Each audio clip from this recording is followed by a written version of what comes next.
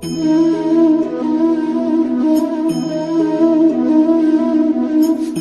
Students, કેમ છો બધા? મજામાં?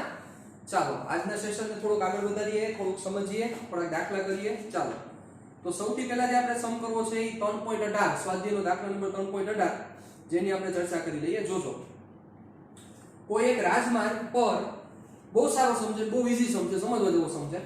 કોઈ એક રાજમાર્ગ પર 30 કિલોમીટર પ્રતિ કલાકની ઝડપે દોડતી પોલીસ વાનમાંથી તેની જ દિશામાં 192 કિલોમીટર પ્રતિ કલાકની ઝડપે દોડી રહેલી ચોરની કાર પાછળ ગોળી છોડવામાં આવે છે.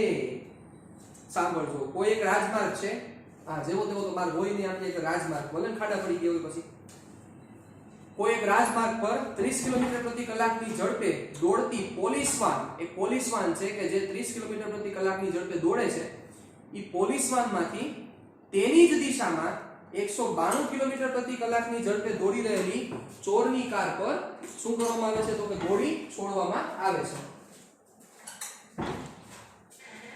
ચાલો પછી શું કીધું છે વાંચો. જો બંદૂકની નળીમાંથી નીકળતી ગોળીની ઝડપ 150 મીટર પર અવર હોય, જો એવું લખેલું છે 150 મીટર પર અવર નથી, 150 મીટર પર સેકન્ડ છે હોય, તો ગોળી ચોરની કારને કઈ ઝડપે અથડાશે? ગોળી ચોરની કારને કઈ ઝડપથી અથડાશે? એટલે ખાસ પહેલા એ વસ્તુ તમે કરેક્શન કરી લેજો. 150 મીટર પર અવર નથી, 150 મીટર પર સેકન્ડ છે. આવી સ્પીડથી ગોળી નીકળે છે, તો ગોળી ચોરની કારને કઈ ઝડપે અથડાશે? નોંધ આપેલી છે, ગોળીની તે ઝડપ નક્કી કરો જે ચોરની કારને નુકસાન પહોંચાડી શકે. ગોળીની તમારે ઈ ઝડપ નક્કી કરવાની છે કે જે ચોરની કારને શું કરી શકે? નુકસાન પહોંચાડી શકે. રેડી? ચાલો, તો ખૂબ જ સારો સમ ને ખૂબ જ ઈઝી સમ. ચાલો હવે કેના જેવી વાત થઈ કે ચોરની કાર કઈ બાજુ જતી હશે અને પોલીસમેન કઈ બાજુ જતી હશે. ચાલો દાખલા નંબર કેટલામો છે આપણો દાખલા નંબર છે 18. ચાલો કઈ રીતનું વર્કિંગ થતું હશે વિચારો. આ પોલીસમેન બંધ થઈ ગયું ના, પણ બીજું હોય મૂંઝવણ નહીં. ઓકે, ચાલો આ ચોરની કાર,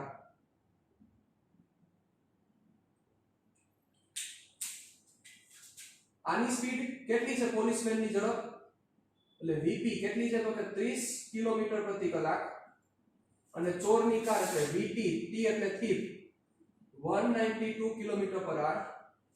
ઓકે, 30 કિલોમીટર પ્રતિ કલાક અને 192 કિલોમીટર પર આર. ચાલો ઓબ્વિયસ છે, આ ખામો તો ન આવતો હોય, સમજી શકો છો તમે.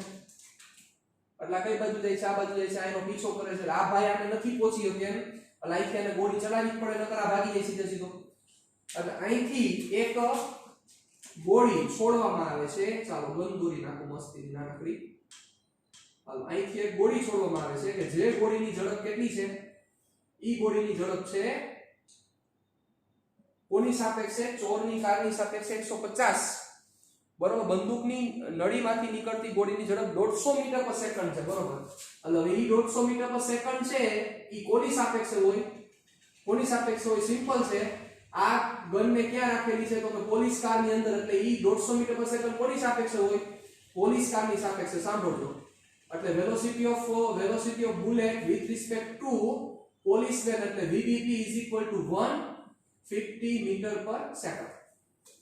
ચાલો પછી આપણને આપેલું છે, તો આ બધાને પહેલા શું કરી નાખીએ આપણે? ઓમાં ફેરવી નાખી ગુણ્યા 18/5 એટલે કિલોમીટર પર અવર. આપણને સમ કરવાનો ઈઝી પડે. 5 તેરી 15, 5 તેરી 30, 18 તેરી 54 એટલે 540 કિલોમીટર પ્રતિ કલાક. This is velocity of bullet with respect to p. ચાલો એટલે 540 કિલોમીટર પ્રતિ કલાક એની સ્પીડ છે. કોની? તો કે બુલેટની with respect to policeman. ચાલો હવે સાંભળજો, વ્યવસ્થિત રીતે સાંભળજો.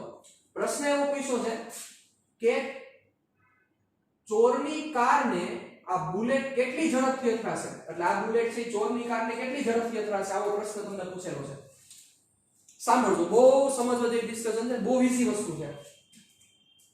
હવે વિચારો, એક તમને પ્રશ્ન સામો પૂછું, એટલે આ સમ તમે એક સેકન્ડમાં આન્સર દઈ શકો. જોજો, આ ચોરની કાર છે અને આ બુલેટ છે એવું માની લો. બરોબર, ચાલો સાંભળજો. આ ચોરની કાર અને આ બુલેટ, તો વિચારો, સમજો મારી વાત બરોબર રીતે. ચોરની કારની સ્પીડ ધારો કે 10 મીટર પર સેકન્ડ છે ને બુલેટની સ્પીડ એ 10 મીટર પર સેકન્ડ હોય. સાંભળજો બરોબર, ફરીથી સમજી ગયા? સાંભળજો બરોબર રીતે. ચોરની કાર 10 મીટર પર સેકન્ડ જાય છે અને બુલેટની સ્પીડ એ 10 મીટર પર સેકન્ડ છે.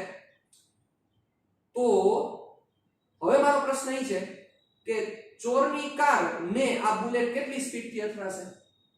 I10 અને I10. એટલે બુલેટની સ્પીડ એ 10 અને આની સ્પીડ એ 10. તો ચોરની કાર ને આ બુલેટ કેટલી સ્પીડથી અથડાશે? સમજી ગયા? 0. શું કામ 0?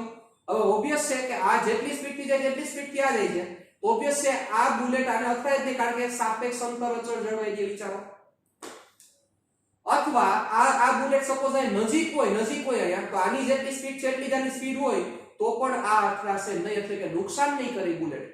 એ બુલેટને તમે હાથમાં પકડીએ કોણ સમજ્યા? રજનીકાંતના વિચારની વાત નથી થતી, પણ આ વસ્તુ થઈ શકે. પણ સમજો, હવે આ મારો પ્રશ્ન સાંભળજો બરોબર રીતે. હવે આ ચોરની કાર અને આ બુલેટની સ્પીડ 11 હોય અને ચોરની કારની સ્પીડ 10 હોય, તો બુલેટ કેટલી સ્પીડથી તમને અથડાશે? એટલે કે કઈ સ્પીડ ચોરની કારને નુકસાન કરશે બુલેટની? વિચારો છે આ 10 અને 11. સમજો છો? એ ચોરની કાર, સાંભળજો મારી વાત બરોબર રીતે, ચોરની કાર 20 ની સ્પીડે જાય છે, ચોરની કાર 10 ની સ્પીડે જાય છે અને બુલેટની સ્પીડ 40 છે. તો કઈ ઝડપથી એને અથડાશે? તો કે 30 ની ઝડપથી અથડાશે. તો બચ્ચાઓ, તમે 30 ક્યારે બોલી શક્યા? કારણ કે જવાબ છે ને 30 તમારો. ક્યારે બોલી શક્યા? જ્યારે તમને આ બુલેટની ઝડપ ખબર પડી ત્યારે, અને એમાંથી તમે શું કર્યું? 30 ક્યારે બોલ્યા? આમાંથી આનો વેગ શું કરી દીધો? તો કે બાદ કર્યો સાહેબ. તો ઈ જ વસ્તુ હું તમને સમજાવવા માંગુ છું કે તમારે ઈ બુલેટનો વેગ મેળવવો પડશે ને. તો તમે કહેશો કે સર આ 540 તો મેળવો છે. નહીં બચાવ, આ 540 તો પોલીસ કારની સાપેક્ષે છે. પણ હવે જેવી બુલેટ અહીંયા બહાર નીકળી ગઈ તો આ બુલેટનો એક્ચ્યુઅલ વેગ કેટલો થાય? કારણ કે આ 192 છે જમીનની સાપેક્ષે છે, તો આ બુલેટનો જમીનની સાપેક્ષે વેગ કેટલો થાય? વિચારો. આ બુલેટનો જમીનની સાપેક્ષે વેગ કેટલો થાય? તમે મારી વાત સમજી ગયા? જમીનની સાપેક્ષે કેટલો થાય? તો વિચારો, ઓલરેડી 30 હતો જ. ઈ બુલેટ પાસે ઓલરેડી 30 નો વેગ છે જ, પણ એડિશનલ કેટલો આવ્યો? તો કે 540. એટલે કે ઈ પોલીસ કારની સાપેક્ષે 540 જાય છે. ઓલરેડી 30 તો છે જ એની પાસે. કારણ કે તમે બુલેટ નહીં ચલાવો, વિચારો, તમે ગોળી નહીં ચલાવો તો ઈ ગોળીની સ્પીડ 30 તો રહેવાની જ છે. હવે એમાં વધારાના 540 એટલે ટોટલ કેટલા થયા? તો કે 570 થયા. યસ, મતલબ કે ઈ બુલેટની સ્પીડ જમીનની સાપેક્ષે 570 કિલોમીટર પ્રતિ કલાક થશે. એટલે એનો મીનિંગ શું થયો કે આ જે વીટી છે ઈ જમીનની સાપેક્ષે છે. તો તમારે અહીંયા જે બુલેટની તમે ચર્ચા કરો છો કે જે બુલેટ અહીંયા નીકળી, આ બુલેટ અહીંયા નીકળી, તો આ બુલેટની સ્પીડ તમારે કોની સાપેક્ષે ફાઇન્ડ કરવી પડશે? જમીનની સાપેક્ષે જ ફાઇન્ડ કરવી પડશે. એટલે કે velocity of bullet with respect to ground. તો શું થશે? બુલેટની જમીનની સાપેક્ષે ઝડપ VBG બરોબર. તો શું થશે? ઓલરેડી 30 હતા, 540 એટલે 570 કિલોમીટર પ્રતિ કલાક. ઓકે, ચાલો હવે સાંભળજો. હવે શું છે તો કે કયા વેગથી ચોરની કારને અથડાશે બુલેટ? કયા વેગથી ચોરની કારને અથડાશે? તો હવે તમે સમજી ગયા છો આન્સર શું આવવો જોઈએ? ચોરની કારને અથડાતી અથવા ચોરની કાર દ્વારા અનુભવાતી બુલેટની ઝડપ, એવું લખાય વધારે સારું લાગે. ચોરની કાર દ્વારા અનુભવાતી બુલેટની ઝડપ. ચોરની કાર દ્વારા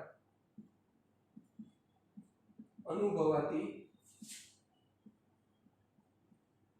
બુલેટની ઝડપ શું થશે? ચાલો રિપ્લાય આપી દો. યસ, 570 જાય છે, એમાંથી માઈનસ કેટલા કરવા પડશે? 192. તો શું થશે વિચારો? ચાલો, 570 માઈનસ 192 કર નાખો, બાદબાકી તમારો જવાબ થશે 6 10 એટલે 8 6 10 8 4 4 બે માથે 10 એટલે 16 16 માંથી 9 જાય કેટલા વધશે 7 ઉપર એવું મત કરું 70 કાઢી નાખો અને 22 બીજા એટલે 78 બરોબર જ હતો 378 કિલોમીટર પ્રતિ કલાક રેડી તો આ સ્પીડ એને અનુભવાશે ચાલો કોઈ હવે ઊંધો પ્રશ્ન પૂછે તો કે આ ચોરની કાર સામે આવતી હોત તો શું થાય હાલો કયો જોઈએ ચોરની કાર જો સામે આવતી હોત તો બુલેટ આમ જાય છે ચોરની કાર સામે આવતી હોત તો કઈ સ્પીડ અનુભવાત વિચારો બહુ સિમ્પલ વસ્તુ છે લોજિક આખો જોઈએ ચોરની કાર આ બાજુ 10 ની સ્પીડે જાય બુલેટ ની સ્પીડ આ બાજુ 10 છે તો ચોરની કાર કેટલી સ્પીડ અનુભવે 20 અનુભવે છે કારણ કે 10 આ 10 20 થાય પછી આ 15 થાય ને આ 10 થાય તો 25 અનુભવે સમજી ગયા મારી વાત પરફેક્ટ રીતે શું તમને કહેવા માંગુ છું બરાબર તો હવે સામે આવતી હોત આ બાજુ છોડી હોત પણ જો કે એવું થાય ને સામે આવે ચોરની કાર તો આને ગોળી ચલાવવાની જરૂર ન પડે ને પોલીસને પકડી લે સીધી રેડી ચાલો તો આ વસ્તુ પાસે તો બહુ સિમ્પલ સમ હતો કે જેની આપણે ચર્ચા કરી ચાલો હવે સાપેક્ષ વેગવાળા હજી આપણે ટોટલ કેટલા સમ છે હું તમને કહું જોજો 3.7 3.8 અને 3.9 અને એક સમ છે 3.26 અને એક સમ છે 3.24 બરોબર આ પાંચ સમ છે 3.7 8 9 26 અને 24 આ ટોટલ પાંચ સમ છે કે જે સાપેક્ષ વેગવાળા સમ છે પણ ઈ સમ સમજવા માટે તમે મારી સામે બેઠા હશો ત્યારે વધારે મજા આવશે એટલે એના કારણોસર હું 7મો 8મો 9મો અને જે 26મો દાખલો છે ચાર દાખલા ઈ દાખલા જ્યારે આપણે ફિઝિકલ પ્રેઝન્ટ મળશું ત્યારે ઈ ત્રીજા ચેપ્ટરના ચાર દાખલા કરશું બરોબર અત્યારે ચાર દાખલા હું કરાવતો નથી તમને કારણ કે અત્યારે હું કરાવીશ તોય મારે પાછા ફરીથી કરાવવા પડશે કારણ એનું એક જ માત્ર કારણ છે તમે સામે બેઠા હોય તો એની આખી વસ્તુ જુદી છે મારે તમને આખું ફીલ કરાવવું છે તો એ ચાર દાખલા હું તમને કરાવતો નથી એટલે તમે જે પણ રેફરન્સ બુક સોલ્વ કરતા હોય રેફરન્સ બુકમાં ખાસ આ વસ્તુ મગજમાં રાખજો સાપેક્ષ વેગ અને એમાં જે પ્રવેગ આવતો હોય બરોબર એ પ્રવેગ વાળા દાખલા તમે કોઈ કરતા નહીં એટલે એ ચાર દાખલા હું કરાવતો નથી કારણ કે આ ચાર દાખલા ઇમ્પોર્ટન્ટ એટલા છે એટલે સામે બેઠા છો તો જ વધારે મત આવશે એટલે અત્યારે હું કરાવતો નથી રહી વાત 3.24 ની તો 3.24 મો જે દાખલો છે એ દાખલો પાંચમું ચેપ્ટર આવશે ને પાંચમું ચેપ્ટર આખું ગતિના નિયમો પછી તમને પરફેક્ટ સમજાઈ જશે એટલે 3.24 અત્યારે નહીં કરાવું કારણ કે તમને નહીં ક્લિયરન્સ મળે મને બાકી ખબર છે એટલે 3.24 હું કરાવતો નથી ચાલો હવે આપણે જે સમ વધ્યા છે એની ડિસ્કશન કરીએ તો સ્ટાર્ટિંગ થી જોતા જઈએ તો આપણે 10 સુધીના બધા સમ પૂરા થઈ ગયા બરોબર મને ખબર છે 7મો 8મો 9મો બાકી છે પણ અત્યારે પૂરો થઈ ગયો સમજે ચાલો પછી આપણે જોઈએ 11મો ચાલો 11મો બાકી છે જોજો બરોબર રીતે નીચે આપેલા કથનોને ધ્યાનપૂર્વક વાંચી ઉદાહરણ અને કારણ સહિત તે સાચા છે કે ખોટા તે દર્શાવો ચાલો હવે આમાં ઉદાહરણ આપણે દેવાની જરૂર નથી આપણે સાચા છે કે ખોટા એ રીતે ખાલી દર્શાવી દઈએ ઉદાહરણ આપણે મગજમાં પણ વિચારી શકશું એટલે આની કોઈ ઇમ્પોર્ટન્સ એથી નથી લાગી પણ સાચા છે કે ખોટા એ દર્શાવો કણની એક પારિમાણિક ગતિમાં યસ પેલા ઈ વર્ડ એક વ્યવસ્થિત રીતે અંડરલાઈન કરો કારણ કે ઈ વર્ડની બહુ મોટી ઇમ્પોર્ટન્સ છે ચાલો જોજો કારણ કે તમે જે અત્યારે ચર્ચા કરો છો એ એક પારિમાણિક ગતિ માટેની ચર્ચા કરો છો આ વસ્તુ મગજમાં અત્યારે ક્લિયર કરીને રાખજો એક પારિમાણિક ગતિ માટેની તમે ચર્ચા કરી રહ્યા છો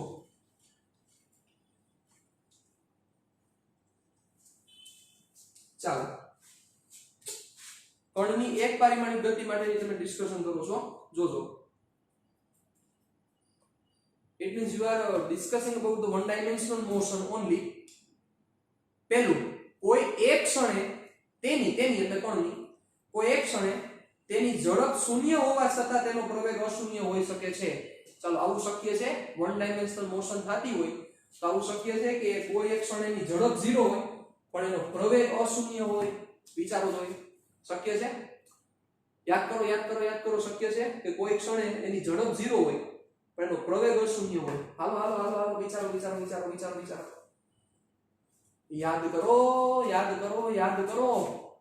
યાદ કરો કરેક્ટ છે જ્યારે કોઈ પદાર્થને ઉપર તરફ ઘા કરવામાં આવે તો ટોચ ઉપર શું થાય વિચારો ટોચ ઉપર એની ઈ ક્ષણે એની ઝડપ 0 હોય પણ એનો પ્રવેગ તો g જેટલો લાગતો જ હોય સાહેબ યાદ કરો ટેક્સ્ટ બુક હોય તમારી પાસે તો જોવો 3.10 ના દાખલામાં બીજો પ્રશ્ન જે પૂછ્યો તો તેની ગતિના મહત્તમ ઊંચાઈવાળા બિંદુએ દડાનો વેગ અને પ્રવેગ કેટલા છે રેડી? તો ઈ કેવું સ્ટેટમેન્ટ છે? સાચું સ્ટેટમેન્ટ છે, પોસિબલ છે કે કોઈ એક ક્ષણે તેની ઝડપ શૂન્ય હોય, ઝડપ શૂન્ય હોવા છતાં પ્રવેગ અશૂન્ય હોય.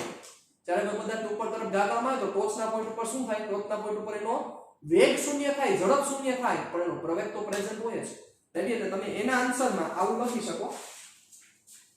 આપણે એના સ્ટેટમેન્ટ પર લાંબુ માથાકૂટ નથી કરવી, એટલે હું જાજુ ભાઈ ડિસ્કશનમાં નહીં પડું. એટલે સ્ટેટમેન્ટ આપણે લખવા નથી. ટ્રુ એટલે કે સાચું છે.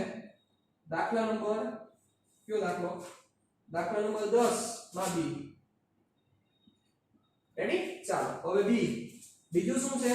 ઝડપ શૂન્ય હોવા છતાં તેનો વેગ અશૂન્ય હોઈ શકે. વિચારો, ઝડપ 0 છે પણ વેગ અશૂન્ય છે. પોસિબલ છે આવું? એક પરિમાણિક પદાર્થ ગતિ કરતો હોય તો આવું શક્ય છે કે ઝડપ 0 હોય અને વેગ અશૂન્ય હોય? બચાવ, કોઈ બી શક્ય નથી. કારણ કે ઝડપ 0 હોય અને વેગ અશૂન્ય હોય એવું પોસિબલ ક્યારેય બની શકે નહીં.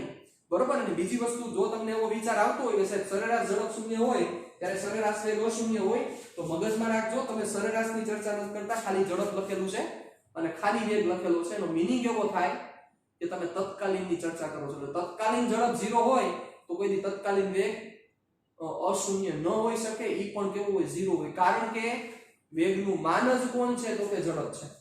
રેડી? વેગનું માન જ ઝડપ થાય, જે તમને ખ્યાલ છે.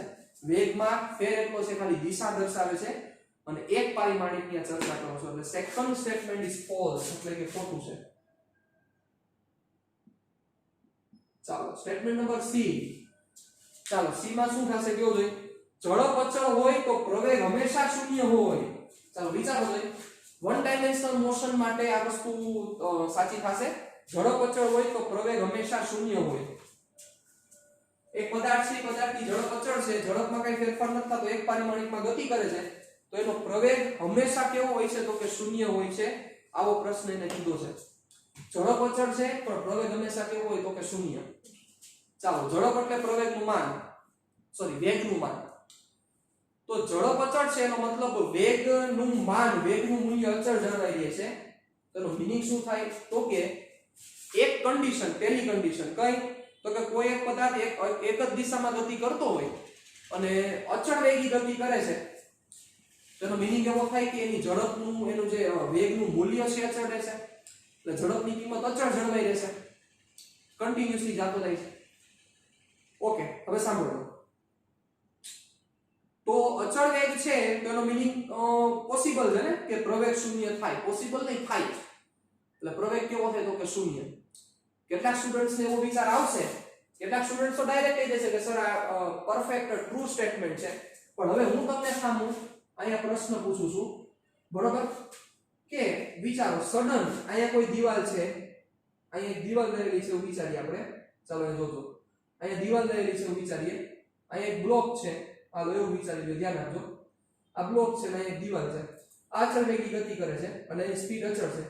સડન અથડાયા બાદ પાછી ઈ જ સ્પીડ થી પાછો આવે તો મતલબ અથડાઈને તરત પાછો આવી જાય તો જો અહીંયા વેગ સપોઝ 50 કિલોમીટર પ્રતિ કલાક છે તો અહીંયા વેગ થશે -50 કિલોમીટર પ્રતિ કલાક, બરોબર? અને શું થાય તો કે એક જ ક્ષણમાં પાછો આવી જાય, અથડાઈને સીધો એક જ ક્ષણમાં પાછો આવી જાય. તો વિચારો ઈ જે સમયગાળો થાય ડેલ્ટા v ના છેદમાં ડેલ્ટા t, આ ડેલ્ટા t ખૂબ જ નાનો થાય એટલે એની વેલ્યુ છે ઈ કેવી થાય તો કે ઇન્ફાઇનાઇટ થાય, એટલે કે અનંત થાય. કારણ કે અથડાઈને બાદનો જે સમય છે ઈ ખૂબ જ ઓછો સમય થાય. એટલે આ વસ્તુ પરફેક્ટ પોસિબલ નથી, એટલે આ ફિઝિકલી રીતે પોસિબલ નથી. એટલે આ સ્ટેટમેન્ટ પરફેક્ટ કેવું થાય તો કે ટ્રુ થાય. કારણ કે આ જ વસ્તુ તમને પાછી સમજાવીશ કે જ્યારે અથડાતો હોય ત્યારે એની ઝડપ છે ઈ પહેલા સ્ટાર્ટિંગમાં ઘટે, અથડાય ત્યારે ઘટે, 0 થાય, વળી પાછી વધતા 50 થાય. ઈ તમને સમજાવીશ ચેપ્ટર નંબર 6 માં છેલ્લે સંગાતમાં, બરોબર? એટલે આ કન્ડિશન શક્ય નથી. કોઈ એવું વિચારતો હોય તો પહેલા કહી દો આ પોસિબલ નથી. એટલે એક જ પોસિબલ છે કે અચળ ઝડપથી જાય છે એટલે આ પદાર્થ કોઈ એક જ દિશામાં, સપોઝ તમે નેગેટિવ લ્યો છો, સપોઝ તમને એમ થાય કે સર પોઝિટિવ કામ નેગેટિવ, ચાલો નેગેટિવમાં -50 કિલોમીટર પ્રતિ કલાકના વેગથી જાય છે તો ઝડપ તો 50 જ રહેવાની છે, તો એ બદલાઈ નથી, બદલાતી નથી. એનો મીનિંગ શું થયો? યસ, કે પ્રવેગ કેવો રહેશે? શૂન્ય જ હોય. ટ્રુ સ્ટેટમેન્ટ છે. ચાલો ડી સમજો. ડી, પ્રવેગના ધન મૂલ્ય માટે ગતિ વધતી હોય છે. હવે આમાં થોડુંક છે ને આપણે સ્ટેટમેન્ટ ચેન્જ કરીએ. પ્રવેગના ધન મૂલ્ય માટે ગતિ વધતી જ હોય છે, તો આમાં આપણે સાચો જવાબ દઈ શકીએ. પ્રવેગના ધન મૂલ્ય માટે ગતિ વધતી જ હોય છે એવું આપણે સ્ટેટમેન્ટ જ એડ કરી નાખો. ગુજરાતીની મજા છે ને સાહેબ, તો ગતિ વધતી જ હોય છે જ એડ કરી નાખો. એટલે પ્રવેગનું ધન મૂલ્ય હોય તો ગતિ વધે જ નહીં. તમને ખ્યાલ જ છે કે નહીં આ વસ્તુ કોઈથી સાચી નથી, એટલે કે ફોલ્સ. શું કામ? પ્રવેગનું ધન મૂલ્ય હોય પણ વેગ જો ઋણ દિશામાં હોય તો વેગ ઋણ દિશામાં હોય અને પ્રવેગ ધન દિશામાં હોય તો આ સ્પીડ શું કરે તો કે ઘટે, ગતિ શું કરે ઘટાડે. આ બધી વસ્તુ મેં તમને સમજાવી દીધેલી છે ને હું ડિટેલમાં જાતો નથી. રેડી?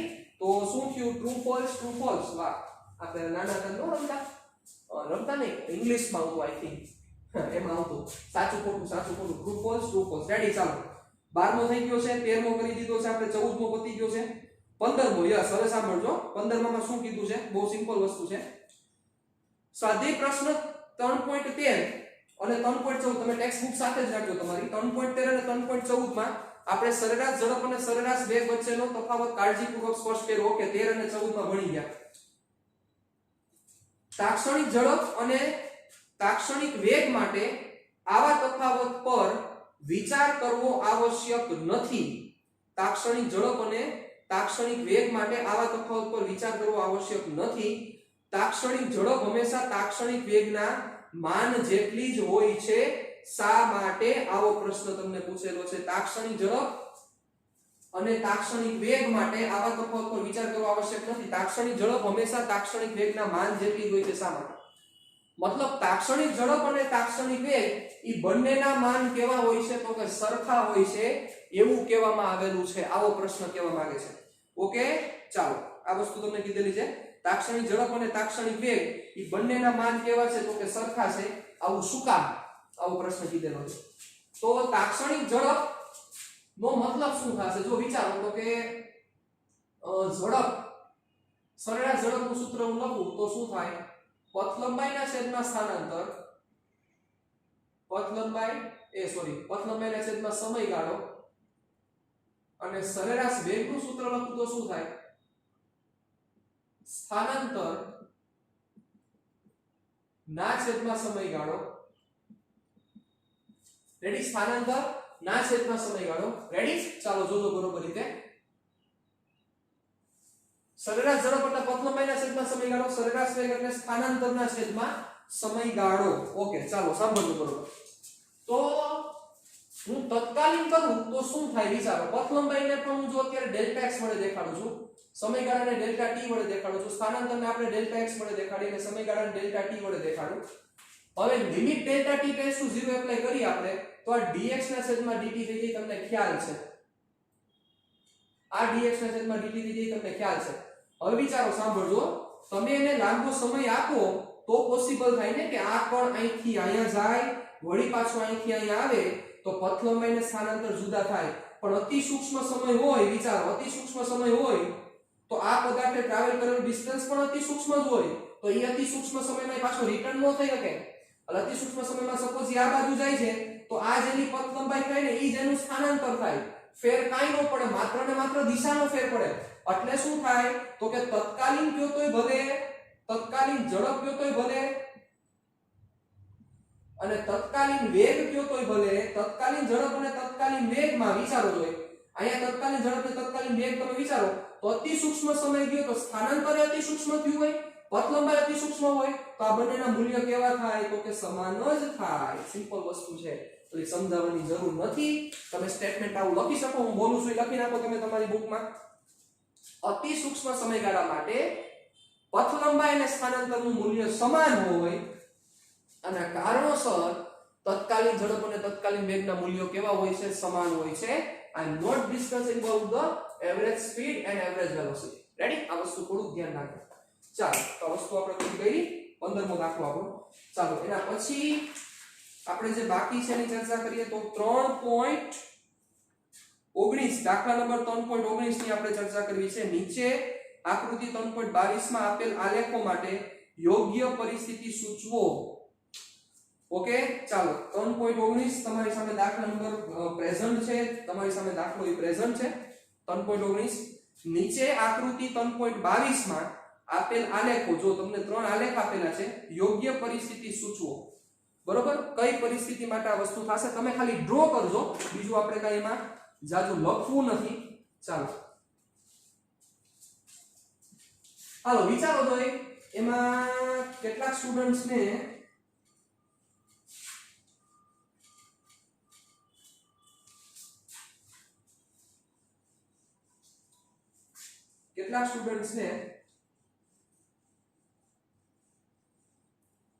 એક ગ્રાફ આવી ગયો છે.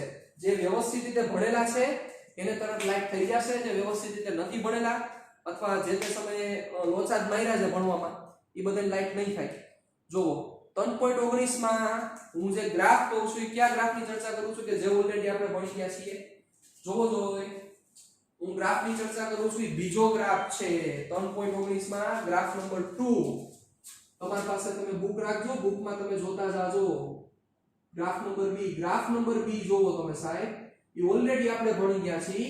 ગ્રાફ આવો છે v વર્સિસ t, તો મેં તમને ડ્રો પણ કરાવેલો હતો.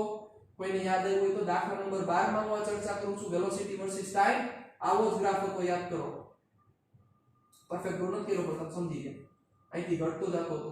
ક્યારે થયું યાદ કરો તો કે જ્યારે કોઈ પદાર્થને શું કરવામાં આવે, મુક્ત પતન કરવામાં આવે ત્યારે આ પદાર્થનો ગ્રાફ આ ટાઈપનો થાય છે. મુક્ત પતન કરવામાં આવે ત્યારે પદાર્થનો ગ્રાફ આ ટાઈપનો બને.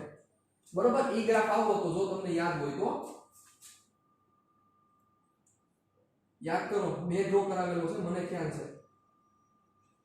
આવો ગ્રાફ હતો. જો આનાથી આ ઘટતું, એનાથી આ ઘટે, એનાથી આ ઘટે, એનાથી આ ઘટે. v versus t. તમને ત્યાં જે પ્રશ્ન પૂછ્યો તો એ ઝડપ વિરુદ્ધ સમયનો ગ્રાફ હતો. એ જે પ્રશ્ન પૂછ્યો તો તમને ઝડપ વિરુદ્ધ સમયનો ગ્રાફ હતો, આ વેગ વિરુદ્ધ સમયનો ગ્રાફ છે. બરોબર, વેગ વિરુદ્ધ સમયના ગ્રાફ આવો થતો તો યાદ કરો. હવે આમાં કાઈ ફેર નથી, આમાં આ બાજુ લીટો આગળ લીધેલો છે તો શું થાય? સિમ્પલ છે.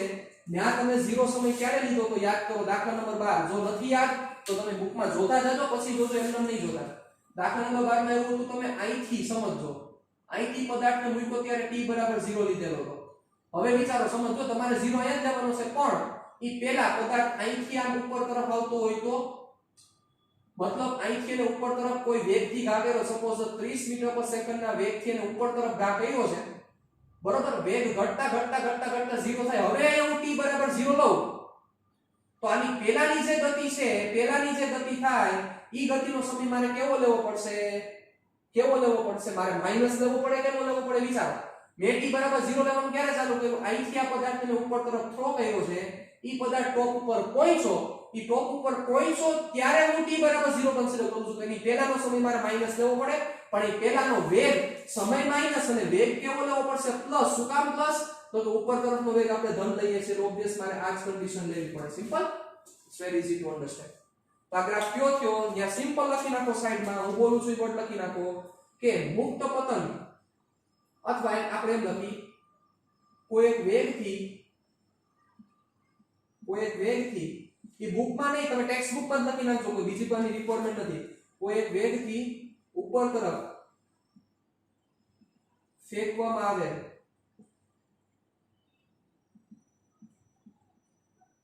પદાર્થ માટે v વર્સિસ t નો ગ્રાફ છે. રેડી? આ b. હાલો હવે એ જોવો, એ થોડોક સમજવા જેવો છે. મતલબ લાંબુ કાઢી લેવાનું નથી એના, પણ આ તો સમજવા જેવો ગ્રાફ કરી. એ શું છે એમાં જોવો જોઈએ. આવો ગ્રાફ આપેલો. ચાલો વિચારો, હાલો તમારું શું લોજિક આલે છે, તમે કઈ રીતના આખી અરેન્જમેન્ટ સમજાવશો? હું ગ્રાફ ડ્રો કરી નાખું. x versus t. ચાલો તમે શું લોજિક તમારું રાખશો કયો જોઈ, સમજાવવું જરૂરી છે વ્યવસ્થિત રીતે. x versus t.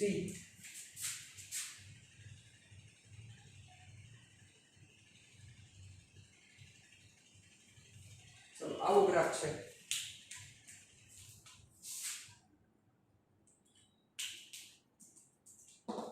ચાલો આપણે પોઈન્ટ આપી દઈએ સમજવા માટે. a b c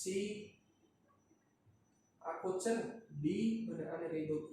ready? ચાલો શું લોજિક આવે છે તમારું? આ ગ્રાફ માટે તમારે પરિસ્થિતિ કહેવાની છે. આવું ક્યાં જોવા મળે એમ પરિસ્થિતિ સૂચવો કે કેના માટે આ ગ્રાફ તમે કહી શકો. ચાલો એવું તો વિડિયો પોઝ કરી દો, હું તો નહીં પોઝ કરી શકું.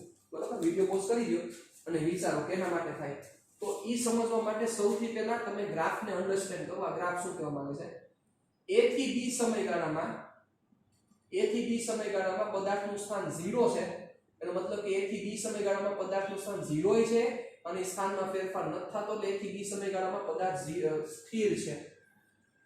પછી એને શું કરવામાં આવે છે? તો કે અચળ વેગથી ગતિ કરે છે, કોઈ એક અંતર સુધી જાય છે, ત્યાંથી આગળ વધતો નથી. શું કામ નથી વધતો? ખબર પડે છે કે આ અંતર સપોઝ 5 મીટર છે, તો 5 મીટર થી 6 મીટર નથી જતો. 6 મીટર જતો તો ગ્રાફ ઉપર દે. ચાલો, એનો મીનિંગ શું થયો કે આ સુધી ગયો, પછી ત્યાંથી કોઈ એક દિશામાં એટલે ધન દિશામાં 5 મીટરનું અંતર કાપ્યું, ત્યાંથી ભટકાઈને તરત જ વિરુદ્ધ દિશામાં આવ્યો. શું કામ? તો કે વેગ ઋણ થયો. જોવો, વિરુદ્ધ દિશામાં આવ્યો, એના મૂળ સ્થાને પહોંચ્યો, મૂળ સ્થાનથી વિરુદ્ધ ગયો. શું કામ? નેગેટિવ આવ્યો. મૂળ સ્થાન આ હતું, મૂળ સ્થાન 0 છે. આ પ્રારંભિક સ્થાન છે અને પ્રારંભિક સ્થાન 0 છે અને આ અંતિમ સ્થાન છે. વિચારો, છેલ્લી પોઝિશન અને અંતિમ સ્થાન ઋણ છે. જોવો, પ્રારંભિક સ્થાન કેવું છે? 0 છે, અંતિમ સ્થાન ઋણ છે. થોડુંક જોજો વ્યવસ્થિત રીતે. એનો મતલબ શું થયો કે અહીંથી કોઈ અચળ વ્યક્તિ ગયો, વળી પાછો ભટકાઈને પાછો આવ્યો, મૂળ સ્થાનથી વિરુદ્ધ દિશામાં ગયો, પછી વળી પાછો સ્થિર થઈ ગયો, કારણ કે x વિરુદ્ધ t નો ગ્રાફ છે. તો આવું ક્યારે થાય? ઘણી બધી કન્ડિશન એપ્લાય કરી શકાય, પણ આપણે સિમ્પલ સમજીએ. વિચારો, એક દીવાલ છે. ચાલો, દીવાલ, કોઈ એક વ્યક્તિ અહીંયા ઊભો છે, સમજો. એની પાસે આ ફૂટબોલ છે. ચાલો, આને આપણે કહી દઈએ x બરાબર 0 અને t બરાબર કયા સમયગાળા સુધી? a થી b સમયગાળા સુધી. t ઉપર કાઈ નથી લખવું, પણ તમે સમજી જાજો. a થી b સમયગાળા સુધી એ ઊભો છે, બરોબર? એને સ્થિર રાખેલો છે. હવે શું થાય? જેવો b સમયગાળા સુધી પહોંચે, સીધો આને કિક કરવામાં આવે, એટલે કોઈ એક વેગથી કિક થશે. અહીંથી કિક થઈ ભટકાશે, ભટકાઈને પાછો રિબાઉન્ડ થશે, બરોબર? રિબાઉન્ડ થાય એટલે બેક જાય, કારણ કે દીવાલ આવી ગઈ. બેક જઈને છેલ્લે ક્યાં ઊભો રહેશે? તો કે આ બાજુ ઊભો રહેશે. શું કામ? પ્રારંભિક સ્થાનથી આ બાજુ 5 મીટર, અહીં તો મેં લીધું છે, આવું લખ્યું નથી. આ 5 મીટર ત્યાંથી વિરુદ્ધ દિશામાં જાય છે. 5 નહીં, થોડોક ઓપોઝિટ જાય. વિચાર, ઓપોઝિટ સપોઝ આ 2 છે, પણ કેવા 2? તો કે -2 એટલે 7 થયું ને સાહેબ, એટલે -2 આ 0, આ +5 અને -2 એટલે અંતિમ અહીંયા આવી ગયો. આવું ઘણીવાર જોઈને આપણે બોલને ઘા કરી આમ અને પછી પાછો આવે તો નથી વિરુદ્ધ ન જતો, તો એ વસ્તુ થઈ. આ ઈ પરિસ્થિતિનો અંદાજ થયો. તમે ખાલી આટલું દોરજો, બીજું કાંઈ કરતા નહીં. અંતિમ સ્થાન, કારણ કે આપણે લખવું નથી, આ ખાલી સમજવાની વસ્તુ છે. રેડી? ચાલો, આ પહેલો ગ્રાફ, ઓલરેડી બીજો ગ્રાફની ચર્ચા થઈ ગઈ. ચાલો, હવે જે આપણે ગ્રાફ જોવો છે, ગ્રાફ નંબર 3, ત્રીજો ગ્રાફ જોજો વ્યવસ્થિત રીતે.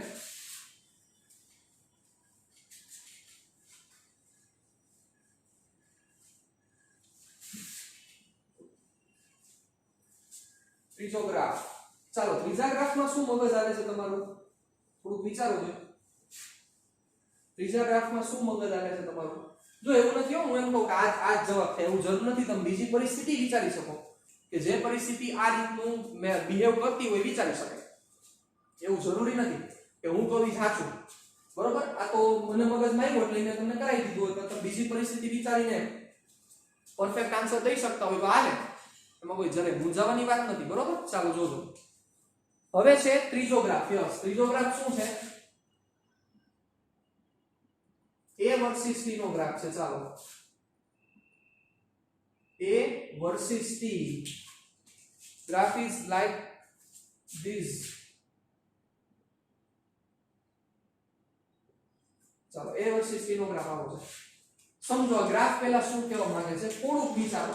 તમારે થોડુંક તો મગજ રાખવું પડશે, ત્યારે તમને આ વસ્તુ પરફેક્ટ ક્લિયર થશે કે ગ્રાફ શું કહેવા માંગે છે. a versus t. ચાલો જોવો. એક સમયગાળા સુધી પ્રવેગ 0 છે. પ્રવેગ 0 એનો મતલબ પદાર્થ સ્થિર છે? તો કે ના. પ્રવેગ 0 એનો મતલબ કે પદાર્થ અચળ વેગી ગતિ કરે છે. અચળ વેગી ગતિ કરે છે. થોડાક સમય માટે પ્રવેગ સડન વધે છે, વળી પાછો પ્રવેગ ઘટીને વળી પાછો 0 થઈ જાય છે. જો એટલે એક સમયગાળા સુધી પ્રવેગ 0 છે, એટલે કે અચળ વેગી ગતિ કરે છે. પછી એક સમયગાળા માટે સીધો પ્રવેગ આવે છે, વળી પાછો પ્રવેગ 0 થઈને પાછી અચળ વેગી ગતિ કરવા માંડે છે. આ ગ્રાફનું એનાલિસિસ છે, આ ગ્રાફ સમજાવવા માંગે છે. ચાલો, તમે શું સમજાવવામાં ઈ કહો મને. ચાલો, what do you mean? આવું ક્યાં થાય કે પ્રારંભનો જે કિસ્સો છે આ ફર્સ્ટ જે કેસ છે એ અચળ વેગી ગતિ છે, અંતિમ અચળ વેગી ગતિ છે અને સૂક્ષ્મ સમય માટે ખાલી પ્રવેગ આવ્યો હતો, ખાલી સૂક્ષ્મ સમય માટે પ્રવેગ આવ્યો. હવે તમે એવું પણ સમજી શકો કે આ અચળ વેગી નહીં, તમે એને સ્થિરે લઈ શકો, કારણ કે પ્રવેગ 0 નો મતલબ અચળ વેગી ગતિ થાય અને ઈ વેગ 0 પણ હોઈ શકે ને, તોય પણ પ્રવેગ 0 થાય. તમે લઈ શકો કે આ સ્થિર છે અને આ કન્ડિશનમાં સ્થિર છે, આ એક જ ક્ષણ માટે આ પ્રવેગ આવ્યો. ચાલો ઈ પરિસ્થિતિ હું તમને સમજાવું કે તમે એક બેટ લઈ લો, બેટ મોટા ભાગના સમજી ગયા છે સ્ટુડન્ટ્સ, એક બેટ લઈ લો. ચાલો આ બેટની તરફ બોલ એક સ્પીડથી મોશન કરે છે, અચળ વેગી ગતિ કરે છે, માની લે હવાનો અવરોધ કેવું કઈ નડતું નથી, બાકી 100 અચળ વેગી ગતિ ન થાય, બરોબર. અચળ વેગી ગતિ કરે છે, કોઈ એક વેગથી ગતિ કરે છે બોલ. બોલ અહીંયા હિટ થશે, જ્યારે હિટ થાય, કારણ કે તમે જેવું બેટ ફેરવશો તો ત્યારે ઈ ક્ષણ માટે એને પ્રવેગ મળશે. જો ક્યાં સુધી પ્રવેગ મળશે, તો કે બોલ એટલે કે દડો બેટ સાથે સંપર્કમાં હોય ત્યાં સુધી પ્રવેગિત થાય. શું કામ પ્રવેગિત થાય? બેટ સાથે જ્યાં સુધી સંપર્કમાં હોય તો બેટ શું લગાડશે, બોલ ઉપર શું લગાડશે, બળ લગાડશે. બળ વિશે ડિટેલમાં ડિસ્કશન કરશું પાછલા ચેપ્ટરમાં. એટલે શું થશે તો કે જેવું બેટ ફટકારશે એટલે બેટ ફટકારે એટલે જે સીધું આની અંતિમ આ બોલ કેવો થઈ ગયો, તો કે બોલ આવો થઈ ગયો, એવું ન થાય, હોય એવો જ જાજો ફેર ન પડે. એટલે બોલ ઓપોઝિટ દિશામાં જવા માંડ્યો, તો કે જેનો વેગ આ બાજુ છે, જે વેગ આ બાજુ છે ઈ વેગ એનો ઊંધો થઈ ગયો. અને બીજી વસ્તુ, અહીંયા પ્રવેગ ઇન્ફિનિટી નો થાય, કારણ કે નો થવાનું ઈ કારણ છે, જુઓ, કારણ કે અહીંયા સંપર્ક સમય હોય એટલે બોલ સાથેનો જે સંપર્ક સમય છે ઈ સંપર્ક સમય અંદાજે 0.1 સેકન્ડ હોય. એટલે 0.1 સેકન્ડમાં 0.1 સેકન્ડ માટે એને વેગમાં ફેરફાર થયો, એટલે વેગમાં ફેરફાર એટલે પ્રવેગ આવ્યો, વળી પાછો ભટકાઈને છૂટો પડી ગયો, એટલે બેટ હવે કાઈને મારવા જવાનું નથી. આવું ન થાય ને, બોલ આવે તો બોલ આવે, બેટ એક જ વાર ખાલી સંપર્ક કરે, કનેક્ટ થઈ ગયું, પછી વહી ગયો, પછી બોલ વળી પાછો કેવી ગતિ કરશે, અચળ વેગી ગતિ, પણ કઈ દિશામાં, વિરુદ્ધ દિશામાં. આપણેમાં પડવાની જરૂર નથી, ભલે વિરુદ્ધ દિશામાં જાય પણ વેગ તો અચળ થઈ ગયો ને, વેગ અચળ એટલે પ્રવેગ પાછો ઝીરો, સિમ્પલ. તો આ કન્ડિશન થઈ. આટલું જ ડ્રો કરજો, બીજું આમાં કે આપણે લાંબુ આમાં રિપ્રેઝન્ટ કરવું નથી. ક્લિયર? ડન. ચાલો હવે આપણે આગળ ડિસ્કશન કરીએ. હવે જે ચર્ચા કરવી છે, આપણે જે સમ બાકી છે ઈ બાકી છે 3.23 3.24 પાંચમું ચેપ્ટર આવશે ત્યારે ચર્ચા કરશું. 3.23 ચાલો ઈઝીમાં ઈઝી સમ ઈ પતાવી દઈએ. ચાલો જવા દઉં છું માથાકૂટ.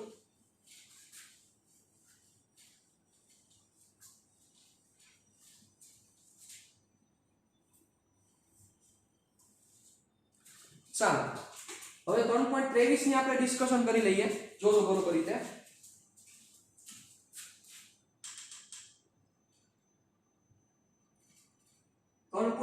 દાખલા નંબર 3.23 જો ત્રિચક્રી વાહન પોતાની સ્થિર સ્થિતિમાંથી, ઓકે, પ્રારંભિક વેગ 0 છે, તમારી પાસે બુક રાખજો. 1 મીટર પર સેકન્ડ સ્ક્વેર ના જેટલા અચળ પ્રવેગ સાથે સુરેખ માર્ગ પર 10 સેકન્ડ સુધી ગતિ કરે છે, okay, till 10 second, okay. 1 metre પર સેકન્ડ સ્ક્વેર જેટલા અચળ પ્રવેગ સાથે સુરેખ માર્ગ પર 10 સેકન્ડ સુધી ગતિ કરે છે, ઓકે. અને ત્યારબાદ તે નિયમિત વેગથી ગતિ કરે છે. ઇટ મીન્સ આફ્ટર 10 સેકન્ડ એનો જે પ્રવેગ છે એ 0 થઈ જાય છે. 10 સેકન્ડ બાદ એનો પ્રવેગ 0. ચાલો સાંભળજો, નો પ્રોબ્લેમ. વાહન દ્વારા n મી સેકન્ડમાં, યસ વિચારો શું કહેવા માંગે છે? વાહન દ્વારા n મી સેકન્ડમાં કપાયેલ અંતર વિરુદ્ધ n નો આલેખ દોરો. n એટલે સમય, તમે સમજી ગયા. n મી સેકન્ડમાં કપાયેલ અંતર વિરુદ્ધ સમયનો ગ્રાફ. એટલે n મી સેકન્ડમાં કપાયેલું અંતર, એવું ન કહેતા કે સાહેબ આ તો ગ્રાફ ઈઝી થઈ ગયો, સ્થાન વિરુદ્ધ સમય નથી, સ્થાન વિરુદ્ધ સમય જોવો. n મી સેકન્ડમાં કપાયેલું અંતર, એના વિરુદ્ધ તમારે સમયનો ગ્રાફ ડ્રો કરવાનો છે. સમય એટલે n એટલે સમય, ઈ સમજી ગયા તમે, બરોબર? એના માટે તમારે ગ્રાફ ડ્રો કરવાનો છે. પછી શું કીધું છે? પ્રવેગી ગતિ દરમિયાન આવા આલેખ માટે તમે શું ધારો છો? એક સુરેખા કે પરવલય? જો બહુ સારો પ્રશ્ન પૂછેલો છે, એમાં તમારું લોજિક માંગી લેશે. બહુ સારો પ્રશ્ન પૂછેલો છે કે તમે શું વિચારો છો કે આ ગ્રાફ જે આવશે, આ ગ્રાફ સુરેખા આવશે કે પરવલય ગ્રાફ આવશે? જો ડાયરેક્ટ તમે એવું મગજમાં વિચારી લીધું, મગજમાં પૂર્વગ્રહ બાંધી લીધા કે સ્થાન વિરુદ્ધ સમય છે તો મયરા, કારણ કે સ્થાન વિરુદ્ધ સમયનો આલેખ નથી, સ્થાન વિરુદ્ધ સમય હોય તો પર્વલય આવે, તમને યાદ છે એવું માનું છું. સ્થાન વિરુદ્ધ સમયનો ગ્રાફ હોય તો પર્વલય આવે, બાકી પર્વલય નો આવે. એટલે સૌથી પહેલી વસ્તુ આ સ્થાન વિરુદ્ધ સમયનો આલેખ નથી. કેનો આલેખ નથી? સ્થાન વિરુદ્ધ સમયનો આલેખ નથી. એમની સેકન્ડમાં કપાયેલું અંતર એના વિરુદ્ધ સમયનો આલેખ છે. બરોબર? આ વસ્તુ થોડીક તમારે વિચારવા જેવી છે, થોડીક લોજિક રાખવા જેવી છે, એટલે વધારે તમને આઈડિયા આવશે. ચાલો તો સિમ્પલ, આપણે કાંઈ નહીં, એમની સેકન્ડમાં કેટલું અંતર કપાયેલ છે એ મૂકતા જઈએ, એના વિરુદ્ધ એનો ગ્રાફ ડ્રો કરતા જઈએ. ગ્રાફ જે આવે એ પ્રમાણે સમજશું સુરેખા આવશે કે પર્વલય. શું કામ આપણે સમજાવવું જોઈએ? ચાલો તો એમની સેકન્ડમાં કપાયેલ અંતર નું સૂત્ર શું છે યાદ કરો. ચાલો, એમની સેકન્ડમાં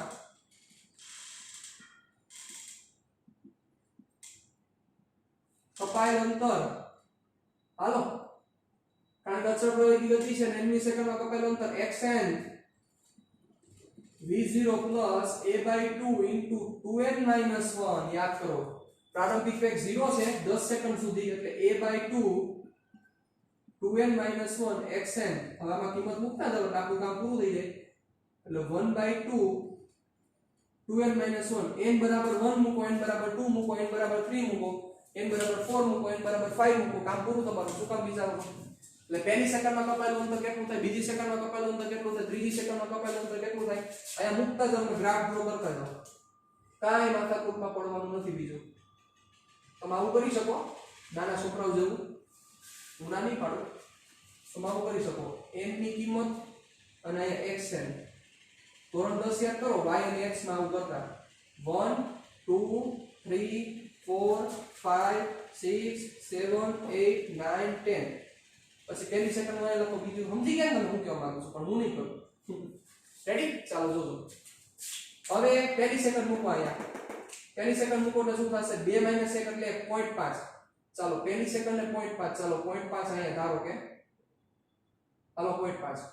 બીજી સેકન્ડ શું થશે? બીજી સેકન્ડ 2 2 4 - 1 એટલે 3 ભાગ્યા 2 1.5. ઓકે, આ 0.5 હોય 1.5 અહીંયા થશે. હાલો 2 સેકન્ડ. હાલો હવે તમે થોડુંક સમજી ગયા છો મારા મતે.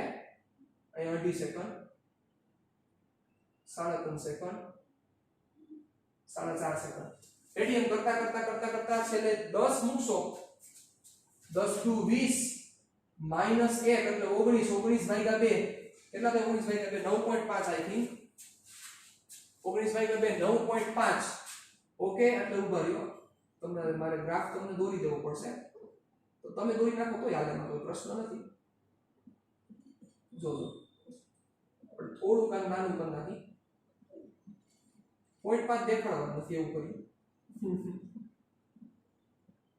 છેલ્લે દેખાડી દે, જરૂર પડશે ત્યારે. ચલો આને અહીં 1.5 કહી દઉં છું, આ 2.5, આ 3.5, 4.5, 5.5, 6.5, 7.5, 8.5, 9.5. રેડી? ચાલો 1 2 3 4 5 6 7 અને 10 સુધી દોડ નાખો તમે. 10 એ 9.5 થાય છે, એટલે હું સીધું એક દેખાડું છું. 10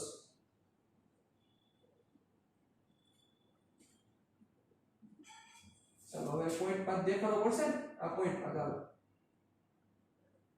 ચાલો ગ્રાફ શુડ બી ધીસ. અરકું દોડ નાખો, સ્ટ્રેટ લાઈન આવશે, કોઈ નવી વાત નથી આમાં. 1 સેકન્ડે કરી નાખો, 2 સેકન્ડે શું થશે, 3 સેકન્ડે શું થશે, તમે લખવું તો લખી શકો. બરાબર? સ્ટ્રેટ લાઈન મળી ગ્રાફ. હવે ગ્રાફ સ્ટ્રેટ લાઈન મળવાનું કારણ શું છે એ તમે નિરાતે વિચારજો. એ હાનો પ્રશ્ન મેં તમને પૂછેલો છે, ગ્રાફ સ્ટ્રેટ લાઈન શું કામ મળે? શું કામ ગ્રાફ સ્ટ્રેટ લાઈન મળે છે? કારણ કે અંતર વિરુદ્ધ સમયનો આલેખ હોય અને પ્રવેગી ગતિ થતી તો પર્વલય મળવો જોઈએ, એની જગ્યાએ સ્ટ્રેટ લાઈન ગ્રાફ છે. શું કામ? તો તમારે આના ઉપર થોડીક નજર ફેરવવી પડશે, તમારું મગજ આપવું પડશે, મને રિપ્લાય આપજો, તમારે મને જવાબ દેવાનો છે કે શું કામ આવું થાય. ઓકે, ચાલો પછી શું કીધું છે? 10મી સેકન્ડ બાદ કઈ રીતે થશે? તો કે 10મી સેકન્ડે અચળ વેગી ગતિ કરવા માંડે છે. 10મી સેકન્ડે અચળ વેગી ગતિ કરવા માંડે છે. તો વિચારો 10 સેકન્ડ સુધી એને પ્રવેગ હતો, એટલે 10મી સેકન્ડે જે એનો વેગ હશે, 10મી સેકન્ડે જે વેગ હશે, કોના જેવી વાત થઈ? આના જેવી વાત થઈ. વિચાર સાંભળજો, ધ્યાન રાખજો. 0 સેકન્ડ સ્થિર હતો એવું માની લીધું, આપેલું છે એટલે 0 સેકન્ડ સ્થિર છે. પછી એને પ્રવેગ છે એટલે વેગ વધતો જશે, વેગ આવો વધ્યો. સપોઝ 10 સેકન્ડમાં 20 મીટર પર સેકન્ડ જેટલો થયો. 10 સેકન્ડ બાદ પ્રવેગ નથી, તો પ્રવેગ જવો હોય જાય કે વેગ અચળ થઈ જાય. અને 10 સેકન્ડ બાદ એનો વેગ કેટલો થઈ ગયો તો કે 20. તો ઈ 10 સેકન્ડ બાદ કેવી ગતિ કરે? અચળ વેગી ગતિ કરશે. તો ગ્રાફ હવે કેવો આવશે વિચારો ચાલો. તો મારે શું કરવું પડશે? તો કે આપણે તો ગ્રાફ કોનો દોરવાનો છે? nમી સેકન્ડમાં કપાયેલું અંતર એના વિરુદ્ધ સમયનો આલેખ જ દોરવાનો છે, બીજો કોઈ આલેખ જ નથી દોરવાનો. બરોબર? તો હવે મારે શું કરવું પડશે? 10 સેકન્ડ બાદ આ ફોર્મ્યુલા એપ્લાય ન થઈ શકે. શું કામ? તો કે અચળ પ્રવેગી ગતિ હોય તો જ થાય. પણ 10 સેકન્ડ બાદ તો પ્રવેગ કેટલો થઈ ગયો છે? 0 થઈ ગયો છે. તો હવે 10 સેકન્ડ બાદ એનો જે વેગ હશે એ વેગથી પોતાનો વેગ અચળ જાળવી રાખશે. એટલે દર સેકન્ડે વિચારો, 10 સેકન્ડ બાદ દર સેકન્ડે સમાન અંતર જ કાપશે. શું બોલ્યો? ફરીથી બોલો. 10 સેકન્ડ બાદ દર સેકન્ડે સમાન અંતર કાપે. શું કામ? 10 સેકન્ડે સપોઝ 20 મીટર પર સેકન્ડ પહોંચી ગયો, તો હવે પછીની દર સેકન્ડે એ 20 metre 20 metre 20 metre 20 metre 20 metre કાપશે. સમજી ગયા? ચાલો, તો હવે પહેલા મારે શું કરવું પડશે? 10 સેકન્ડ બાદ એટલે t બરાબર 10 સેકન્ડે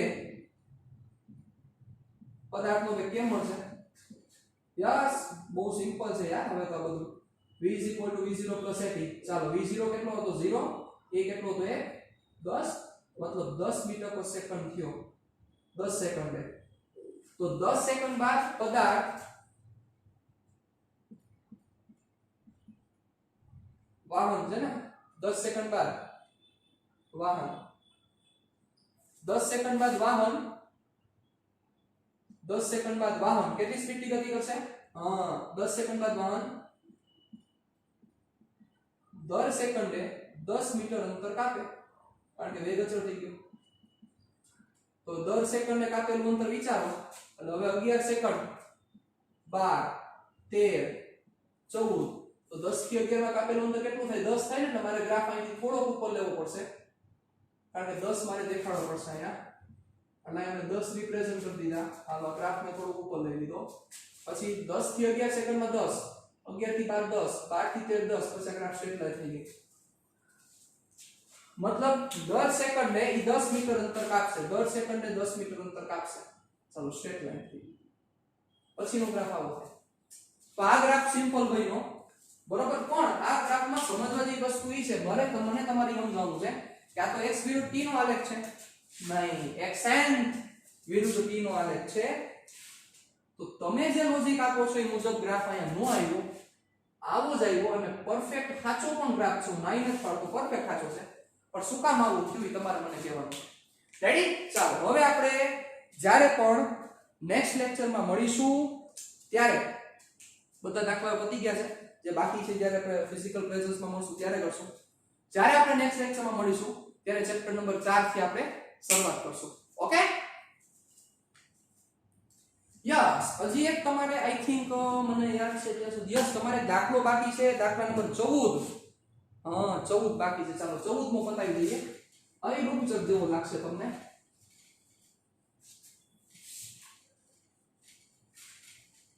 હવે બહુ જેવો લાગશે. વાંચો. ચાલો, દાખલા નંબર 14 ઉપર થોડીક નજર ફેરવો. ચાલો, વોટ ઇઝ સમ નંબર 14? દાખલા નંબર 14 જોવો. ચાલો,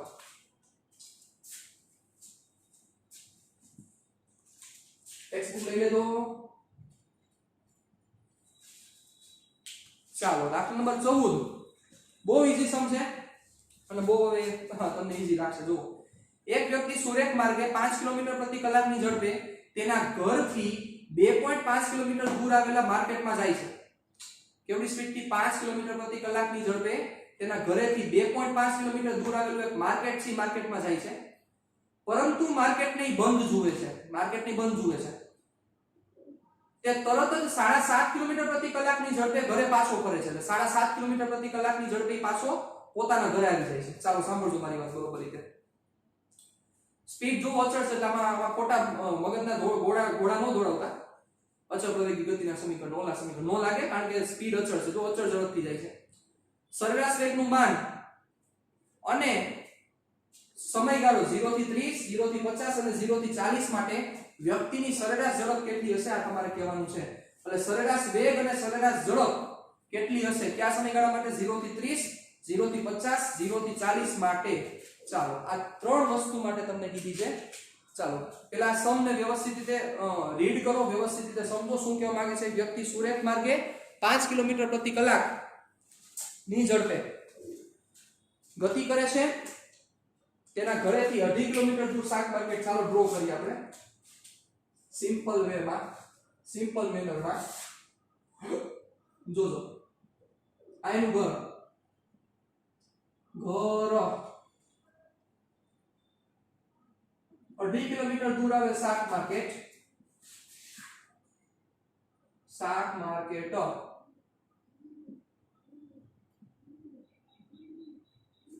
ચાલો પ્રારંભમાં જેનો વેગ છે, પ્રારંભિક વેગ છે v1 બરાબર 5 કિલોમીટર પ્રતિ કલાક. ચાલો માર્કેટ અહીંયા બંધ જુએ છે એટલે અહીંથી પાછો જ્યારે બેક થાય એ જ વ્યક્તિને કપડા પહેરી નાખે આપણે ત્યારે 7.5 કિલોમીટર પ્રતિ કલાકની ઝડપથી ગતિ કરે છે અને વળી પાછો પોતાના ઘરે આવી જાય છે.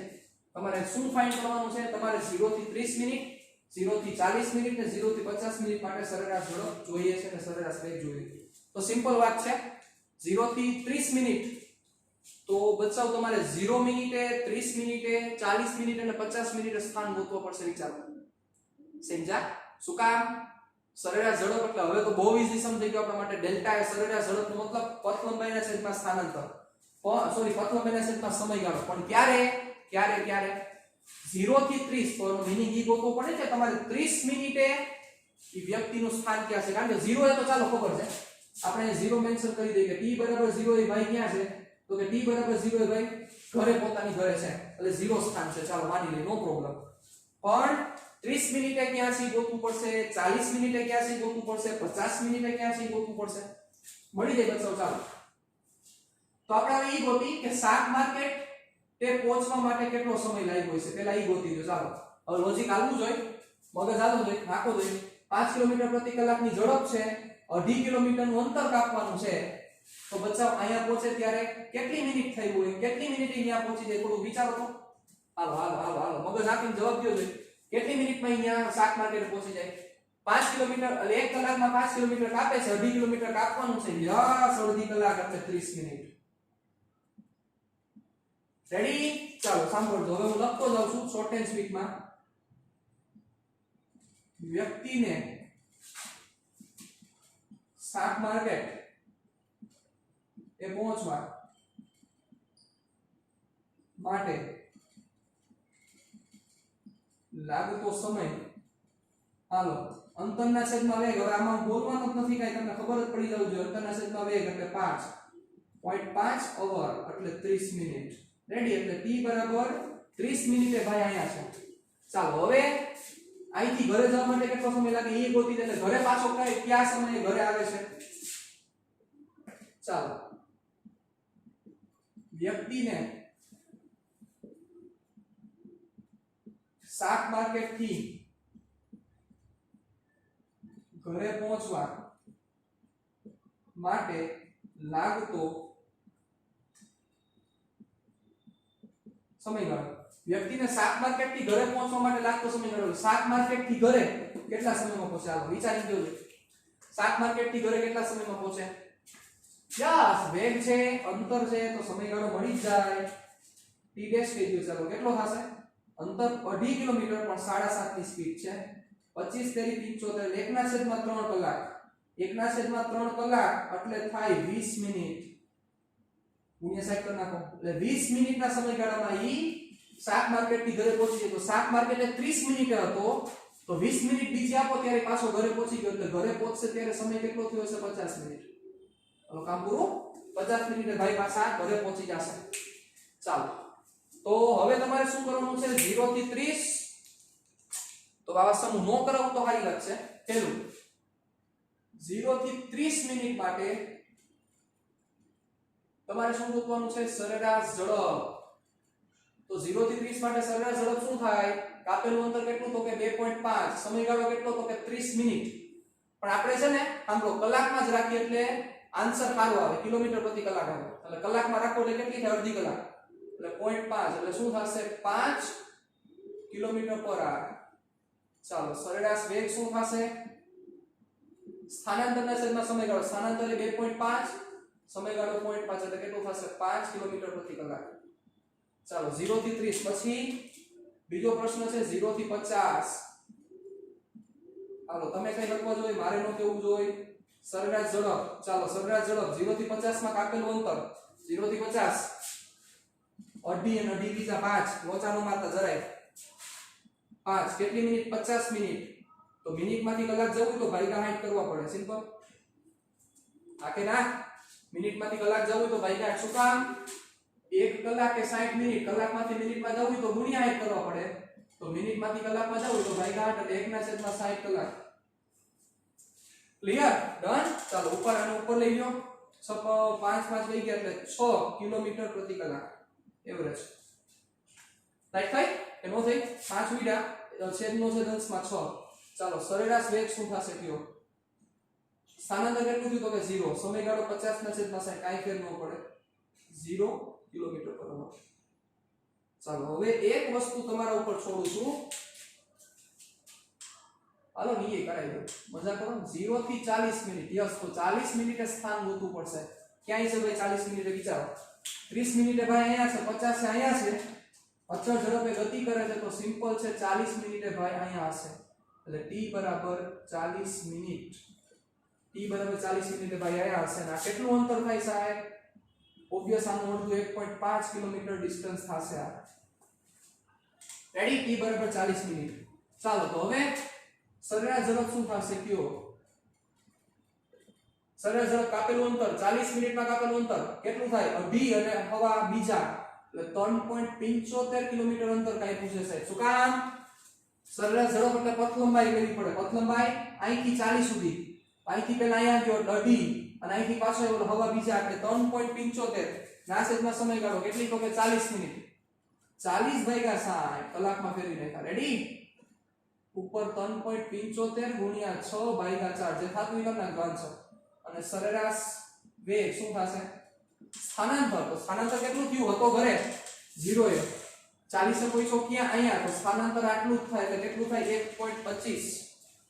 1.25 ના છેદમાં મિનિટ 40, 40 ના છેદમાં 60 વ્યવહાર થાય. આન્સર લઈ આવજો.